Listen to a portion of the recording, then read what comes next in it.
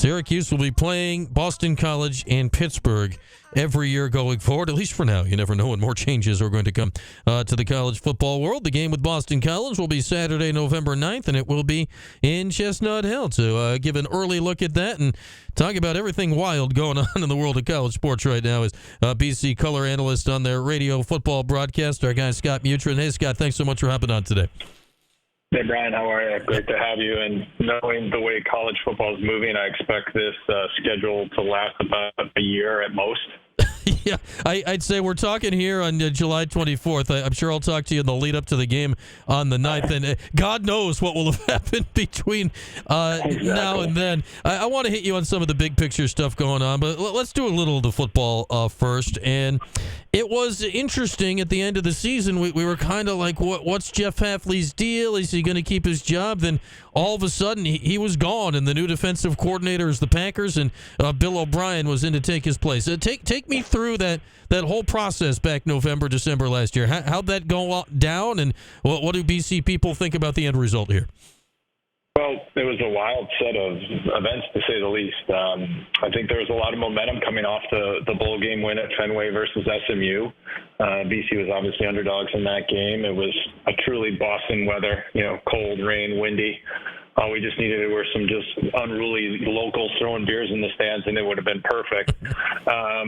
But BC was able to get a win there, and they had a lot of momentum. And everything seemed to be fine and dandy. And then next thing you know, Coach Hafley decides that he wanted to just kind of focus on coaching and not get caught up in all the high-level things that are required of college football coaches now. And he took the Green Bay job. And if you would have told me that, Jeff Hafley would have left at that time and we would have had BC would have the opportunity to hire someone like Bill O'Brien, I would have probably jumped in the Boston Harbor because I would not have believed you to say the least. But to be able to get someone with the quality resume and aptitude of Bill O'Brien in such a tumultuous time was an absolute win for the Eagles. Yeah, obviously Bill has said, heck, we go back to his time at Penn State turning that situation around. He's had a lot of success in a lot of different places. I'll get to Bill in a second. Hafley, it's an interesting study, right? Because he's not the only guy that has made moves like this, going from college to the pros in this NIL era, or we saw, ironically, it all happened because of this Bill O'Brien thing, right? Like a Chip Kelly leaving a head coaching job to go become an OC at Ohio State. What are you making of the idea of coaches being like, yeah, I just want to coach, the sport now. I don't want to deal with the rest of this crap anymore.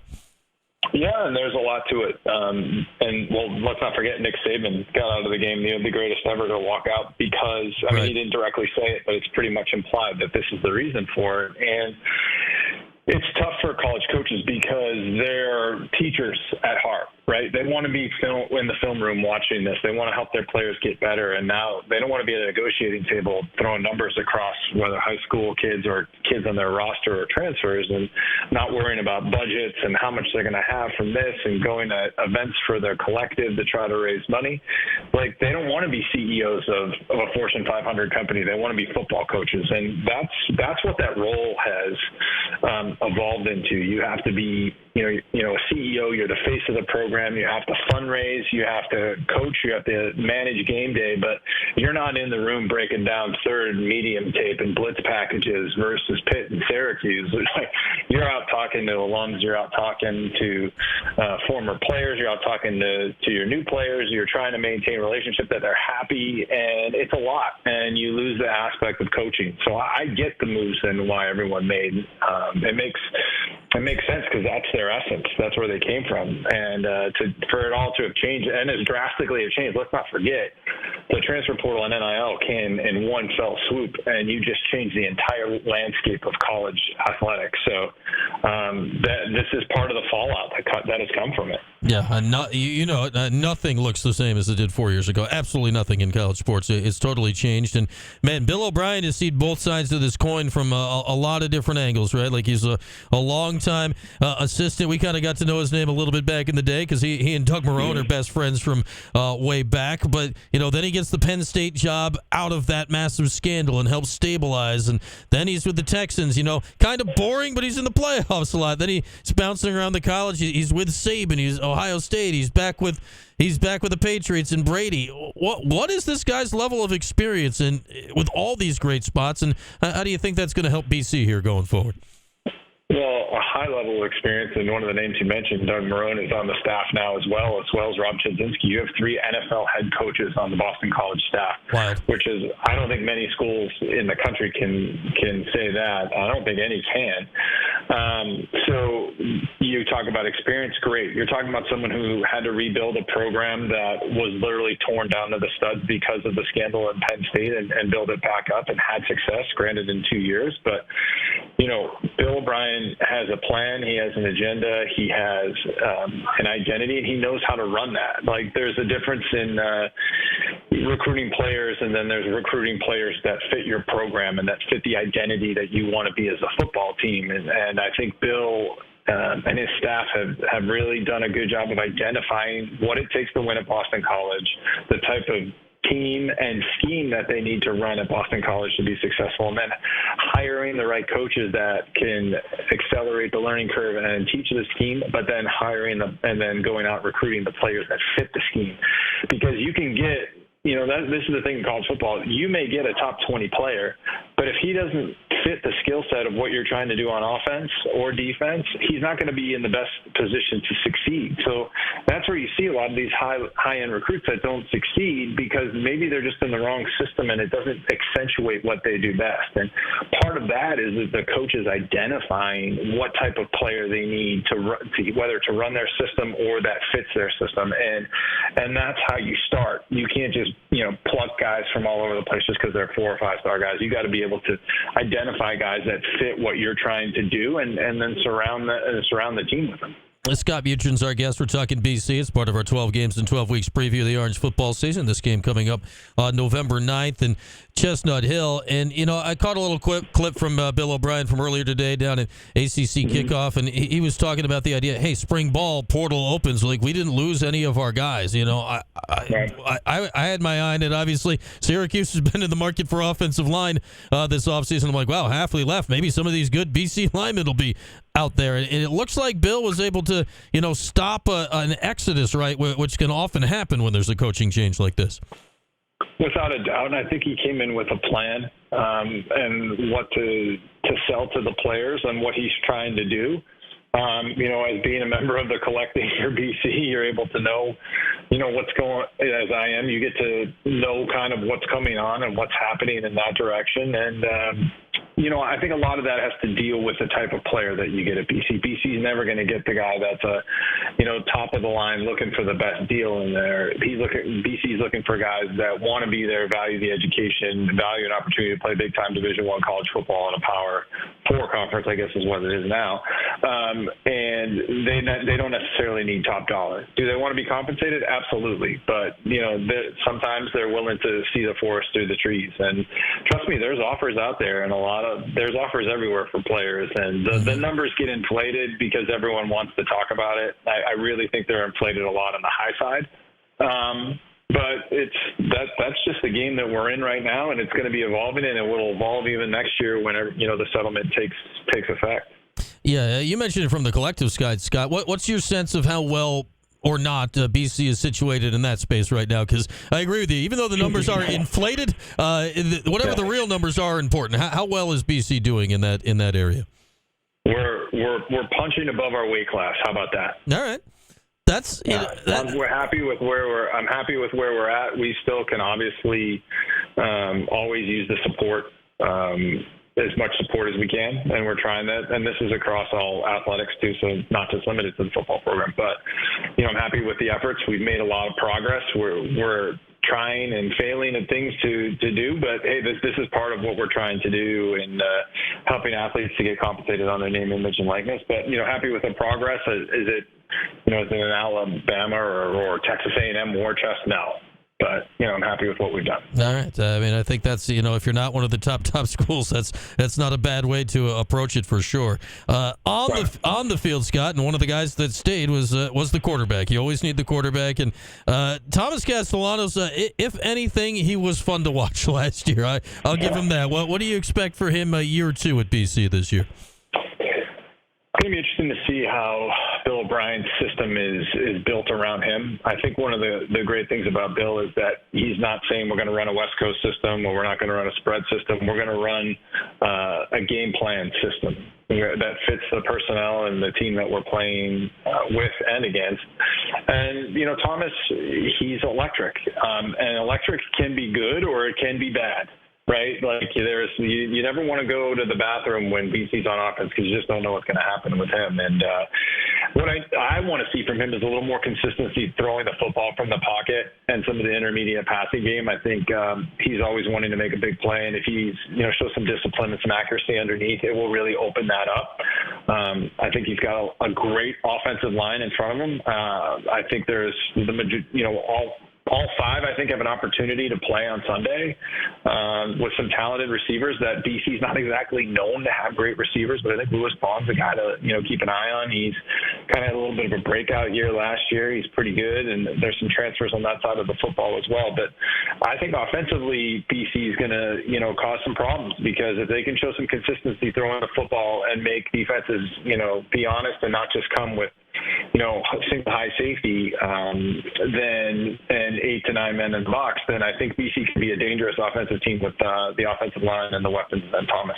Yeah, if he has any room to run, it is hard to get him on the ground. That is right. for darn sure. All right, Scott, I want to hit you with some of the big picture stuff going on. Obviously, all these lawsuits going on in the ACC between the league and Clemson and Florida State. We heard the commissioner Jim Phillips talking about how the league's going to fight against them on Monday. What do you make of this? Because I think Syracuse and BC are, oftentimes, the Northeast teams got us stuck way out here in this league. What do you make of it from a BC perspective, watching all of that go on? Sometimes I like to, I use this phrase a little bit. It makes me sound smarter than I am, but a little Macbeth, Act 5, Scene 5. It's a lot of sound and fury signifying nothing. Because the fact of the matter is, for the naming rights and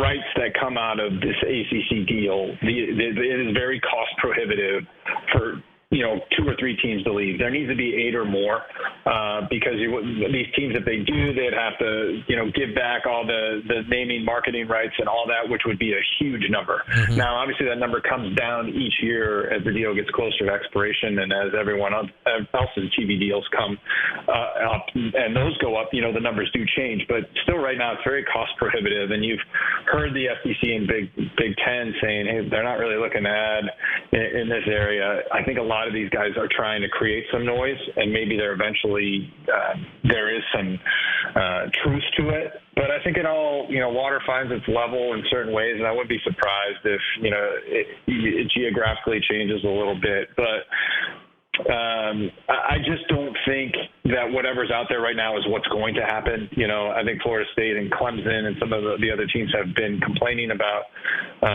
revenue share, and I think and even Miami, and they got a better, higher split, which I think is right on that end, and I don't actually disagree with that. But I do think it's going to be really tough for them to get out of the ACC. I think a lot of these conference alignment changes are going to be interesting. I think that, obviously, like I was kidding when we started, but I do think that it will look different next year, and it will look different the year after. I do think that with all the money and the transfer portal and everything, I think you're going to start to get to some normalcy now instead of the Wild Wild West. And then the next TV deal that comes up, then that's probably the next kind of tipping point to see where schools are going. I said the other thing that just got lobbed in this afternoon are the reports out here, Scott, that is part of this House versus NCAA lawsuit that football Scally limits may be going to 105 and roster limits down to 105. I'm trying to make heads or tails of that because it feels like man, that's a major budget line, right? 20 more scholarships, but also who really wants to be, if you're a Scully guy, do you want to be, 98th on the depth chart? How do you view the potential change here? It sounds like likely change, I guess, from 85 to 105. Yeah, and this is going to go across all sports too, because I mean, not just the football aspect, and the settlement obviously is going. The majority of it is going to football, but yeah. I just think it's just clarifying the lines at this point, and seeing where you're at. And just because you have roster limits of that doesn't mean schools will be, pushing to that limit. I imagine some schools will have, for lack of a better term, a cap as to what they can spend on their program when it's, to make it financially and, athletically feasible, right? Like if you spend this much money but you're not winning and getting people in the stands, well then, hey, you gotta relook at some things. But there's always going to be opportunities for people to play. There's always going to be.